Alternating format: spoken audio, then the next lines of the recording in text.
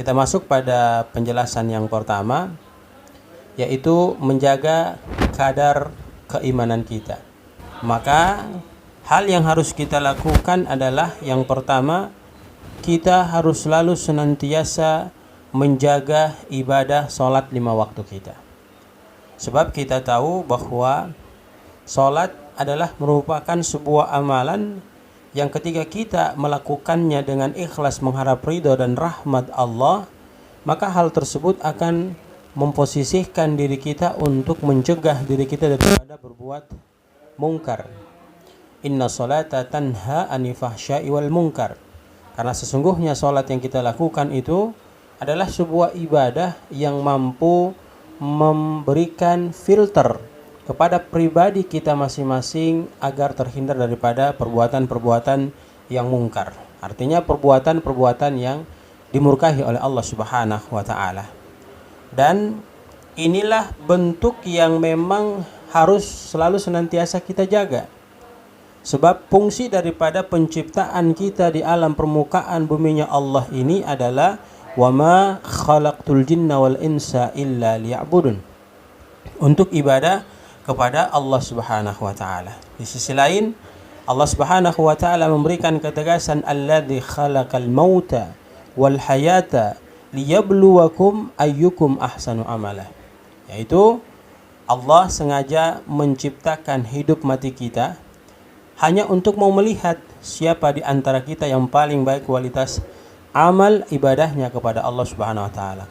Dan sebaik-baik amal yang kita lakukan adalah menjaga salat 5 waktu kita.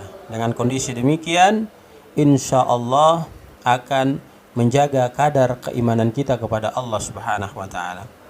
Lalu yang kedua, jemaah yang sama dirahmati dan dimuliakan Allah, kita diperintahkan untuk selalu senantiasa tilawatil Quran. Proses daripada tilawatil Quran ini sebenarnya sudah ada modalnya. Loh kok bisa? Karena kita 43 hari yang lalu telah ditarbiyah, dididik di bulan yang penuh berkah, yang kita sendiri semua bisa merasakan bagaimana semangat kita untuk membaca Al-Quran di bulan yang penuh keberkahan tersebut. Maka harusnya dalam proses membaca Al-Quran ini selalu senantiasa kita pertahankan, selalu senantiasa kita jaga.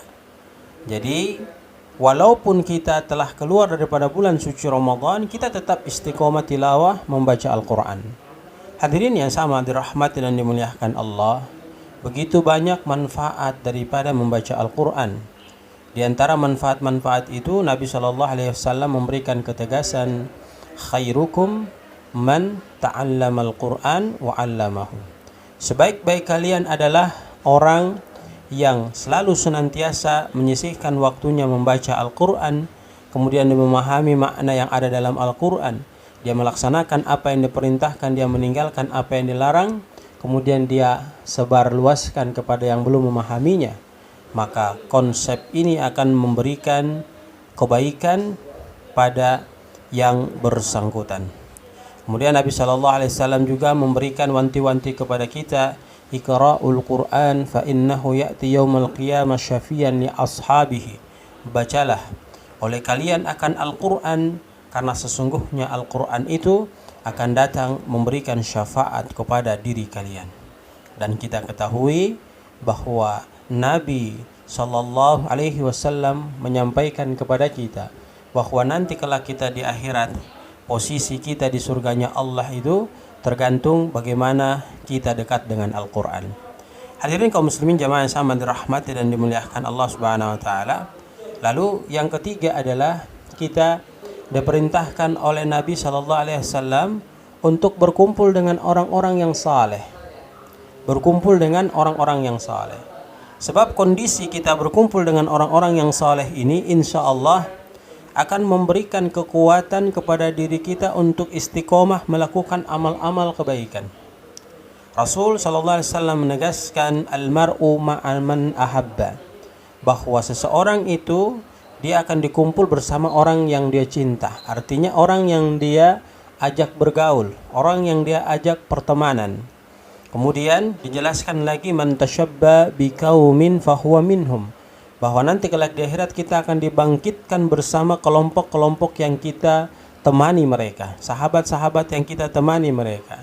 Mungkin Bapak Ibu bisa merasakan diri kita masing-masing, kira-kira posisi kita ini kita bersahabat dengan siapa? Kalaulah kita bersahabat dengan orang yang selalu bermaksiat kepada Allah, maka secara otomatis kita akan melakukan kemaksiatan sebagaimana dia melakukan kemaksiatan. Namun ketika kita bergaul dengan orang yang melaksanakan ibadah, selalu senantiasa taat kepada Allah Subhanahu wa taala, maka ini akan memberikan kekuatan kepada kita untuk melakukan ibadah sebagaimana orang yang kita ajak teman tersebut. Maka Nabi memberikan filter kepada kita dengan keterangan hadisnya yang begitu panjang, menggambarkan dan memberikan penjelasan kepada kita bahwa sesungguhnya orang yang bergaul dengan pandai besi, walaupun dia tidak mampu membuat pisau samurai pedang, maka ketika pergaulan itu dia lakukan setiap saat, dengan sendirinya akan membuat dia pandai untuk membuat pisau samurai dan pedang. Kemudian seseorang yang dia bergaul dengan tukang parfum, walaupun dia tidak memakai parfum, kemana-mana dia akan dicium harum oleh orang lain. Maka makna daripada hadis ini memberikan instruksi kepada kita agar kita bisa memilah dan memilih bagaimana bergaul dengan orang-orang yang notabene mengantarkan kita menuju ke surganya Allah Subhanahu wa taala. Lalu yang berikutnya, agar kadar keimanan kita terjaga, kita diperintahkan untuk menjauhkan diri kita daripada perbuatan buruk. Perbuatan buruk ini bisa dilakukan apabila kita berada pada tempat yang salah. Namun ketika kita berada pada tempat yang benar, maka insya Allah kita akan terhindar daripada perbuatan buruk tersebut. Lalu kita diperintahkan untuk bisa menjaga hawa nafsu kita atau menundukkan hawa nafsu kita. Sebab hawa nafsu ini ketika kita biarkan, maka dia akan menggerogoti diri kita dan membuat diri kita tidak taat ibadah kepada Allah Subhanahu wa taala. Demikian hadirin yang sangat dirahmati dan dimuliakan Allah, beberapa poin untuk meningkatkan kadar keimanan kita kepada Allah. Semoga Allah memberkahi kita dan kita mampu mengamalkannya. Subhanakallahumma bihamdika nasyhadu an la ilaha illa anta nastaghfiruka wa natubu ilaik. Billahi taufiq wal hidayah. Assalamualaikum warahmatullahi wabarakatuh.